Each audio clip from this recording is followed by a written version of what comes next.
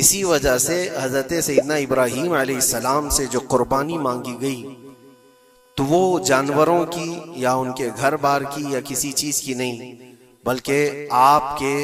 اس عزیز بیٹے کی جو 90 سال کی عمر میں پیدا ہوا۔ حضرت ابراہیم علیہ السلام کی عمر تقریباً 90 سال کی تھی جب آپ کے گھر حضرت اسماعیل علیہ السلام کی ولادت ہوئی، جس کو اتنے لمبی مدت کے بعد، انتظار کے بعد بیٹا پیدا ہوا ہو تو پھر وہ اپنے اس بیٹے پر کیسے جان چھڑکتا ہوگا، کتنی محبتیں اس کے ساتھ ہوں گی، باپ کی بھی اور ماں کی بھی۔ اور وہ بچہ جب جوانی کی طرف بڑھ رہا ہو اور اس وقت اللہ تعالیٰ کا حکم تھا کہ اس بیٹے کو ہماری بارگاہ میں قربان کرو، تو یہ عزیز چیز، پسندیدہ چیز اللہ کی بارگاہ میں قربان کرنا، اور وہ نبی تھے اس لیے ان کے اعتبار سے ان کو حکم ہوا۔ نبیوں کا ایمان سب سے اعلیٰ ہے اور ان کا امتحان بھی سب سے بڑا ہوتا ہے۔ عام لوگوں کو یہ حکم نہیں دیا گیا کہ تم اپنے بیٹوں کی اور بیٹیوں کی قربانی کرو، وہ نبی تھے اور وہ کر گزرے،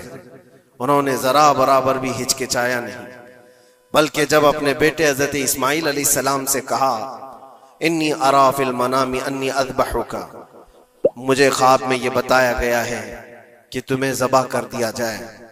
میں ذبح کرتے ہوئے تم کو دیکھ رہا ہوں، تو اسماعیل علیہ السلام نے نہیں کہا ابا اس چھوٹی عمر میں مجھے کہاں مار ڈالو گے، بلکہ جواب میں یوں کہا فانظر ماذا ترى،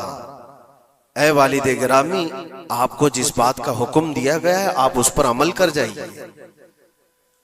میں حاضر ہوں، فانظر ماذا ترى، جو کچھ آپ نے دیکھا ہے اس پر عمل کیجیے۔ اور پھر یہ بھی کہا انشاءاللہ آپ مجھے صبر کرنے والا پائیں گے۔ اور ہوا وہی کہ اسماعیل علیہ السلام کو لے کر جب حضرت ابراہیم علیہ السلام قربان گاہ میں گئے تھے تو اسماعیل علیہ السلام نے خود کہا تھا اپنے باپ سے کہ اپنی آنکھوں پر پٹی باندھ لے، کہیں مجھے ذبح ہوتے ہوئے دیکھ کر آپ کے دل میں پھر سے وہ محبت نہ جاگ جائے جو بیٹے کی محبت ہوتی ہے، اور پھر اللہ کے حکم سے پیچھے نہ ہٹ جائیں۔ ابراہیم علیہ السلام نے آنکھوں پر پٹی باندھ لی کہ اللہ کے حکم میں کوئی خلل نہ پیدا ہو۔ اپنی عزیز چیز، پسندیدہ چیز جب آدمی قربان کر رہا ہوتا ہے تو بہت ہچکچاتا ہے، کتنے خیالات اس کے پاس آتے ہیں۔ یہ نبیوں کا امتحان تھا اور ہر سال قربانی پر ہم اس کو یاد کرتے ہیں، لیکن یہ قربانی ہمیں یہ درس دے کر کے جاتی ہے کہ اے عزیزو، اللہ نے جو تمہیں دیا ہے